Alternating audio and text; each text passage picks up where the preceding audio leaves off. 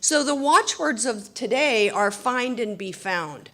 How do you find a business? How do you find information? Every single one of us does pretty much exactly the same thing. We go to Google.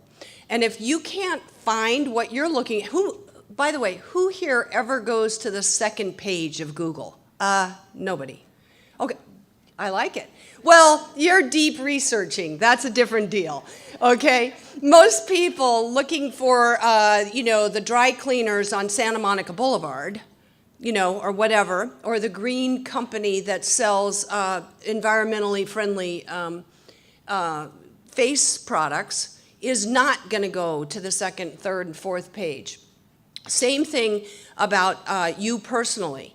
I always tell people, be sure you've Googled yourself lately, and Google your name misspelled, Google your brand, Google your products. Make sure that what other people see, you're good with. So if people can't find us, they don't do business with us. On my Twitter profile, I have my phone number to my office. I'm not going to give my personal phone number out, but by the way, people can get that too. I am at Beverly Macy everywhere. The days of bevo123@yahoo.com are over. If people can't find you, they won't. And that's really the truth. They'll find the person that they can find. If they can't find your company, if they can't find your brand, if they can't find your research paper, they're going to go find what they can find. So we really have to be thinking today about how we appear in the social sphere and how people can find us. Let's see. So these are, wait a second, let me go back. Did I skip one? No, nope, all right, good. I only have a couple of minutes to finish up here, so I'm going to kind of go quickly, but I wanted to, this presentation will be on SlideShare, you'll be able to find it. But I also wanted to talk a little bit about the green space and social. There's a lot to talk about related to social media, and I'm not going to go through, does everybody know what Pinterest and Facebook and Instagram, what all these platforms are? That's a much longer conversation. I would tell you that if you've hesitated to be involved in social, that you should absolutely be on Twitter. For me, Twitter is the discovery network of all time. I have made more contacts and had more amazing things happen as a result of having a platform on Twitter. Facebook is going through its growing pains in terms of being a business platform, in my opinion. They've got a long way to go, but there's some of the smartest people on the planet work at Facebook. They will figure it out, most likely. But we're seeing all kinds of new things now, Pinterest, etc.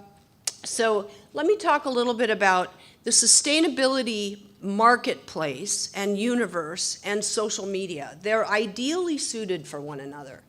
And the reason that they're ideally suited for one another is the passion that underlies both sides of it. People are very passionate in social media. They get involved in things. They voice their opinions, good, bad, and indifferent, and they're lively about what they have to say. And in the sustainable green space, it's a very passionate, very information-rich environment that lends itself beautifully to community. And as a matter of fact, at the beginning of my talk, I said, let's tweet the phrase inspired community, because that's what it is. So these social platforms have given us this ability to have this interconnectivity at a much deeper level than we would normally. And it's really, really exciting. I just went to Pinterest and searched on sustainability just to give a snapshot of what's happening out in Pinterest related to sustainable. Grow your own boards. How many people use Pinterest or go to Pinterest? Okay, so it's a visual representation of the web, and it's about virtual bulletin boards, if you imagine, and you pin different photos, and then you can share those pins. You can repin the pins and things like that. And it builds kind of its own virality. So some of the things that are happening in Pinterest in the sustainable side, boards featuring organic gardening, countries of origin highlighting sourcing. We heard about Walmart earlier, and The big thing in sustainability, supply chain management, and I'm not telling you guys something you don't know, is the whole concept of sourcing. So what better way to tell the sourcing story than in pictures, which is what Pinterest does. And then building green, pictures of architecture and style, and we love farmers. And this is just ideally suited for these kinds of environments. Does that mean that you have to live in Pinterest and do all of your marketing in Pinterest? Absolutely not. But is there an audience out there, and can you tell your story? Marketing has always been about telling a story. It's telling the brand story. And we have a great opportunity in social to be able to do that. Here's the Whole Foods Pinterest page, and obviously you can see it goes on and on and on. And, you know, I don't use Pinterest all day, every day at this point. I talk about it and teach about it and know about it. But what I can say from a trend standpoint is I think the visual web is absolutely where we're going. So the way things are presented in Pinterest, my prediction is that websites will, just standard websites will look more and more and more like Pinterest pages. So most of you guys know LOHAS. Anybody here doesn't know LOHAS? Everybody does, right? This is a really vibrant, you know, the lifestyles of the health and sustainability. This is a very vibrant demographic and very active in social. So the idea here is that, you know, this LOHAS consumer, now we've got luxury, now we've got the Pinterest, the idea that we can tell things visually. All of this is coming together as very powerful marketing tools.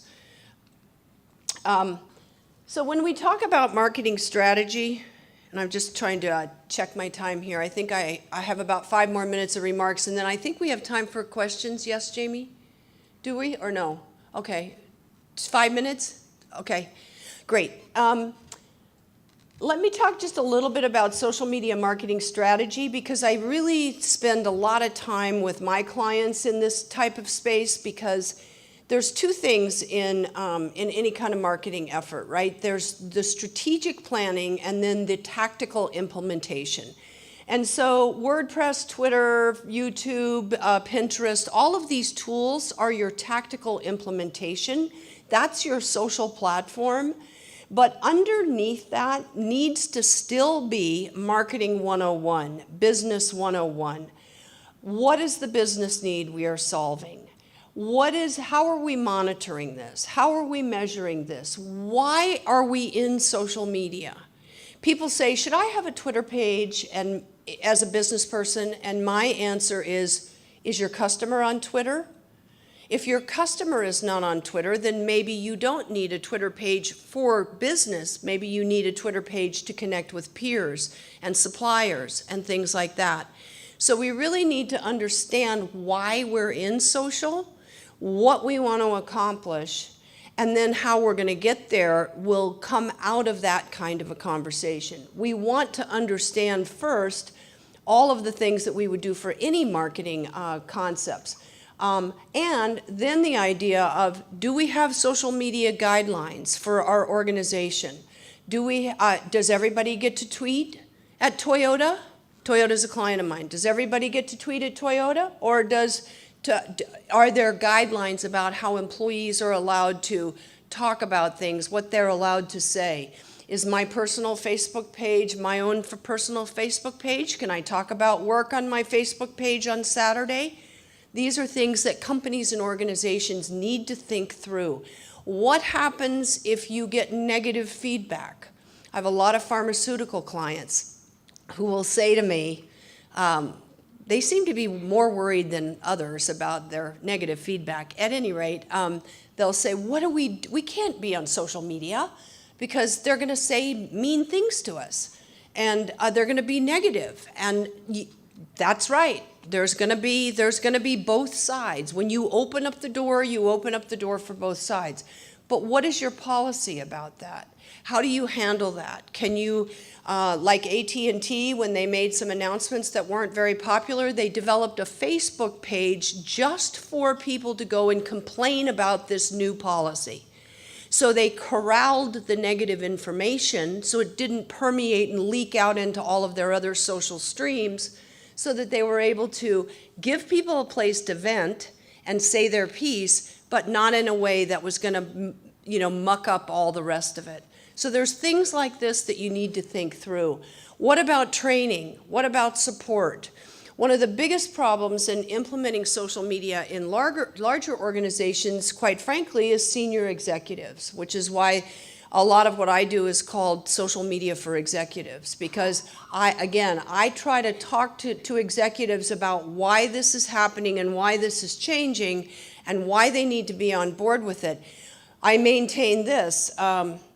Senior managers are not going to approve campaigns that they don't understand. They're not going to approve budget for that. They're not going to approve the budget for your marketing department when you say we need to do a YouTube campaign and they don't understand why. So there's a disconnect internally often, and I try to help people make that leap. So in the sustainable social media marketing, as I said, social media lends itself beautifully to sustainable. There's the idea of listen, participate, engage. Listen, participate, engage. That's a really good game plan in social. Connect with other people, and it's not just about finding customers, it's about finding peers, it's about finding suppliers, it's about understanding what your competitors are doing. I was in corporate America for a very long time, and we spent literally millions of dollars trying to understand what our competitors were doing. And now I can go to LinkedIn and Twitter and find out in 22 seconds for practically nothing except my time. It's pretty astonishing what we can learn. And that's the good news. It also means that your competitors are learning about you in the same way. Share and exchange valuable, useful content and resources, and give to get. That's another nice theme that you can see echoed both in the sustainable environment as well as in the social media environment. What does give to get mean? It means that when you start with your community building, your online community building, it's really about adding value. So you're linking to articles that are interesting, you're offering commentary on things that are topical of the day, you're giving good information. You're not just touting your world and your cause or your product or your service. Eventually that will come around, the idea that how the commerce is created. So my book is called The Power of Real-Time Social Media Marketing. What I like to leave people with is educate yourself, empower yourself, and lead the way in this. There's a huge, gigantic world out there, and this audience really understands that because it's all about the planet. Connect with the people on the planet that are doing the things that you are passionate about. Let them connect with you. Find them. Be sure you can be found, and lead the way. Thanks.